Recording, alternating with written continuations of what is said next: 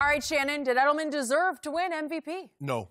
When the defense is so dominant, especially in that game, Skip, if you go back and look at over history, you go back to 2000, the Ravens, the defensive player won because 7 points, and they gave that on kick return.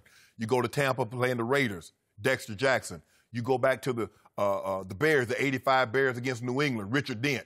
When you have a dominating performance on one side of the ball, someone from that side of the ball needs to be the MVP. Stephon Gilmore was unreal. He had an interception, a forced fumble, 5 tackles, 3 pass defense. Okay, if you want to go a little further up, Dante Hightower, Zeus Hightower was unbelievable. 2 sacks, pass breakup. Someone from that side of the ball, Skip, when you hold a team to 30 points fewer than what they normally get in that setting, somebody from that side of the ball needs to win the MVP. We haven't seen we can go back to Malcolm Smith when the Broncos lost to Seattle. Skip, when you get a performance like that, that's the best against the best, and especially when the offenses are so high-powered. And the Rams it looked like I don't know who's the worst offense in football, but that's what they made the Rams look like. 260 total yards is what they gave up. They gave up 62 yards rushing on 18 carries. Yep. Jared Goff was 50%. An interception, 4 sacks. No, Skip. And this is not to take away from Julian Edelman because he was spectacular.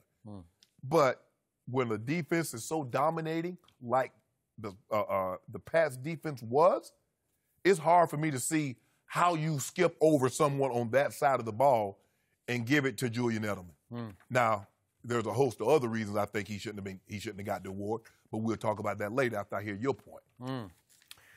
My point is, I can't give it to Stephon Gilmore. I agree with your big picture point. It was the kind of game that leaned toward a defensive MVP, except it was so collective on defense that it's hard for me to say, oh, Stephon Gilmore completely changed the night, because Brandon Cooks, despite 2 balls he could have caught, 1 he should have caught, still caught 8 for 120 yards. We don't count those. That last drive, Skip, when they're trying to get that's ticky-tack. That was ticky-tack. There was nothing meaningful about that, Skip. And when you talk about Dexter Jackson, I covered that Raider team, so obviously I was at that Super Bowl.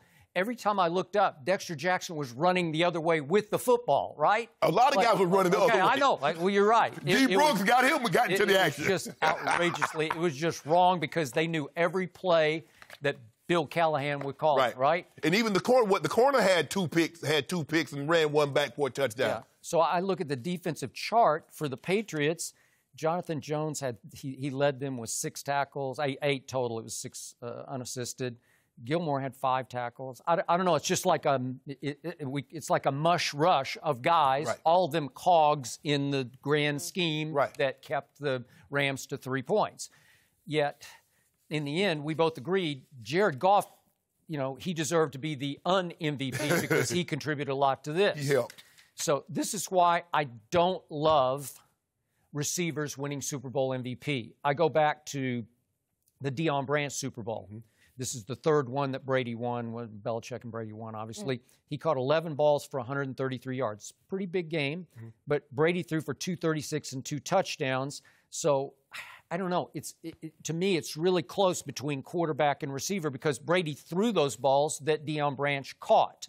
And then I go back to the classic one, the Jerry Rice game. This is against Cincinnati in the Super Bowl after the '88 season. And Jerry Rice had an enormous day. He caught 11 balls for 215.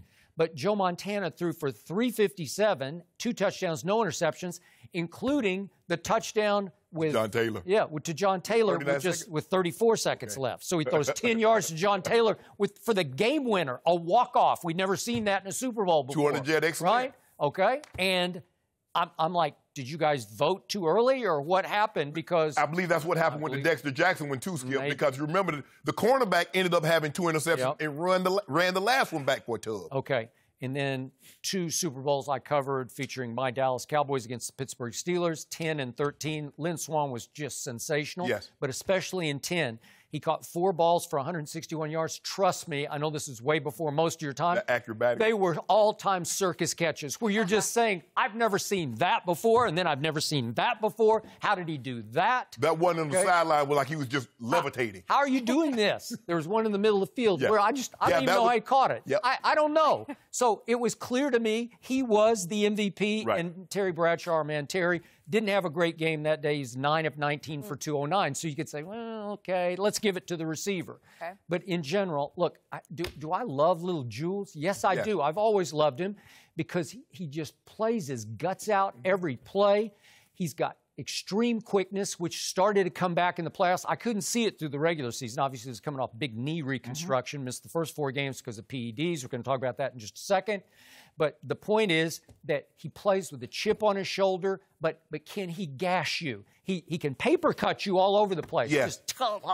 Just slashes, little slashes all over your hands. Yeah. But can he gash you deep? Can he burn you deep? No. It's just not what he's made out of. Does he have Lynn Swann? No, he doesn't have Lynn Swann. He's a chain mover. Yeah, he's a chain mover. Did he make any acrobatic circus catches last night? No. I'm sorry.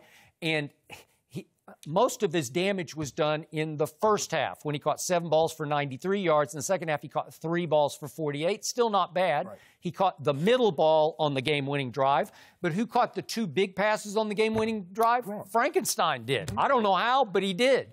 He mustered it up and reached down, and he caught 2 huge balls. And, Skip, they were playing man coverage, and they were doubling Robert Woods.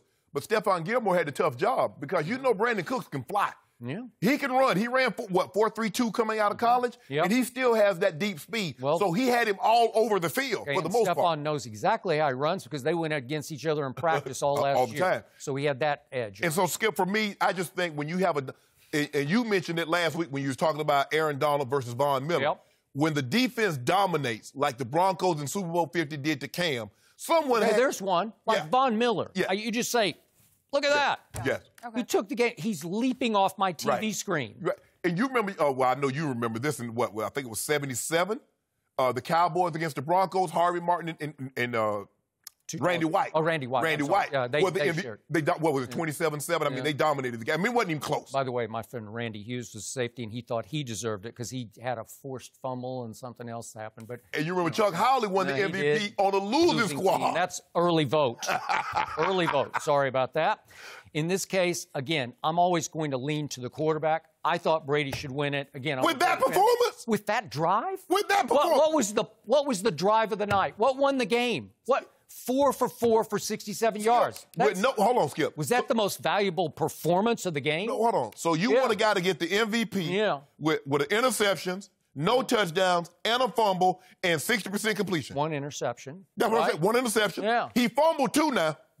They got it back. Hold on, but did he fumble? Well, it got knocked out of his hands. Skip. Okay, did he lose it? No, he didn't. Skip, baby, I want to hear you say he fumbled. He fumbled. Okay, thank you. I want to hear you say that was an incredible drive. That was. It was. It was the greatest drive of his career. It won the football game. He owed the D. He won the football game. He owed the defense. He owed the defense owed him last year. No. Right? Oh, no, he owed him. No. Now, back to Julian Edelman. Baseball now has a rule instituted in 2014 in which if you test positive for performance-enhancing drugs, you are done for the playoffs. You cannot play in the playoffs. So they would not have even had Julian Edelman last night if you had the baseball rules, right? That changed some things. Okay. Would you? I'm good with that. I would too. Yeah. The NFLPA would fight that like crazy because they'd say there's too many tainted tests, too many false positives. Okay, well, that's what they would fight. Exactly. Yep. And everybody, and the guys like, I didn't do this, and I'm going to fight it, and come to find out, don't nobody fight it, and everybody's done what they say they didn't do.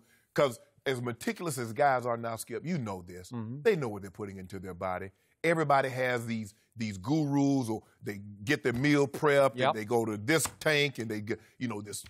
I guess. In this case, he didn't fight very hard. He didn't say tainted sample or he just shrugged it off and said, They got me. They got me. Yeah. I mean, the NFL, you got to do something. I mean, if you're trying to send them, and look, I guess steroids really matter in baseball because the records are so hallowed and so prestigious. It's not the same, Skip, because you don't know. if somebody told you, well, what is 73,240? I don't know. Well, that's the number probably Drew Brees has passed for. It's not like, you know, the 755 that Hank Aaron held or 5. They're not the numbers in football are not the same. So Edelman was not. He could not have won eligible for any of the regular season awards, right? You can't go to the Pro Bowl, and you can't win any awards, you know. So I guess once they start over, once the Super Bowl, that starts it over. Yeah. Just me, bottom line, it's a quarterback's game. The quarterback has to make the decisions and throw the football that he caught. Edelman did have one big drop on a third down that hit him right in the hands. He thought Marcus Peters had held him. Yeah. Remember this? But he did have a drop. So you said, I want you to say that Brady had an interception and a fumble. So I said it. Edelman had a drop. He got flashed. Yeah. A tough catch. Yeah, it was a tough catch. It just sort of Stephon Gilmore, they robbed him. Really? Yeah. They robbed him? Robbed him. What did he do exactly? Pick. But it was just a terrible idea throw, right? He just threw it up for grabs. Okay. Yeah. But how many times? It was a terrible underthrow. Hold on. Now, see, you remember now, Eli may had a terrible throw, and Asante Samuels, he dropped it. He dropped it. Remember, it was an easier play than that because he's just standing on the sideline, the ball just falling out in the sky in his arms, and he drops it. Would Asante, if they had won, been the MVP of the game? No, not in that situation, no, Skip. But I didn't think Asante had a game like what we saw from Stephon. Stephon had a pick. He had a forced fumble, the 5 tackles, the 3 pass breakups. No, he didn't have that type of game. I mean, look at Larry Brown. Come on, Skip. He had 2 picks. I was there. I know Larry. I mean, come on now. Well, that's what it was. Neil O'Donnell made him the MVP of the game. He had 2. Were they picked 6? No, they didn't get. They didn't run them back, but he just had 2. Yeah. And one, you know, they were driving down to the Tiger game, I think, and he ended up he iced it for him with that pick. And then he went to the Raiders and got exposed because he didn't have that vaunted pass rush. Well, he was just a guy to me. Yeah, he was a guy. Yeah. Yeah. But I'll go with Stephon Gilmore. I'll go with Tom Brady. Thank you. No, Skip, stop, Skip. I'll just go with it. What, a 25 QBR? No, 30. No, 26. Skip, stop it. Yeah, he rounded up. No, we don't do that round up. No, yeah, we do. Point 8, it means you go to 26. Where you do that? Yeah. Huh? So let me ask you a question. If you got 26 cents, do you got 30 cents or you got 26? Good point. I know Jared Goff had 13 cents. Yeah, exactly. Right? Jared, look, there's no, we can agree on this. He was horrible. Yeah, I think that one we unfortunately can agree on. And just last thing on Edelman, his odds were 25-1 to win that MVP according to Vegas. Somebody must have won some money. You know, I know a lot of people who lost a lot of money last year. Yeah, well, somebody came in and dropped $1.5 million. The guy they call Better X, who won like $3 or $4 million off the Eagles last year. Yeah. Because he must have had inside information that Belichick was going to. And he bet the World Series. Yeah.